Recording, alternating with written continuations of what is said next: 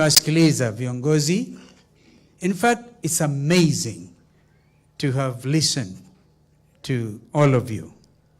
And some of you, if you allow me to give you a little advice because of experience, if you don't understand anything, understand this.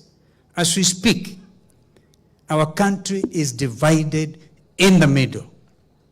Mheshimiwa Governor Bandirisha, we are not in bombers at it to be managed. You can't manage Kalonzo. We are not here to be managed at waongee tu ndio sasa mkamue maziwa, whatever it is. I want you to know this is very serious business. Mheshimiwa Gachagua, you are reputed to speak the truth. I congratulate you. Lakini wakati mwingine ulienda Ukambani akaambia watu wenu huko, ni watu yenu, mambo yako. Na ukasema mmegawa nchi, Mheshimiwa Ruto atakuwa upande wa Luo Nyanza na wewe utakuwa Ukambani, unakaribishwa sana. Huko ni nyumbani. Na mimi niruhusu niingie Nyeri, kazo ni nyumbani.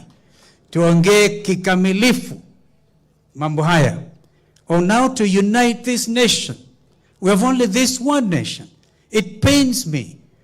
Kumbuka Mheshimiwa, I think it is our sister from Naivasha. I think there's another one who said, I think it's a county women rep wa Murang'a. Huyu ananielewa vizuri. Anasema Kibaki did me a favor. Let me tell you, if there's one thing which is true, serikali ya Kibaki ilikuwa imeenda. Now I was not given in a silver platter. Ati Kibaki has done me a favor.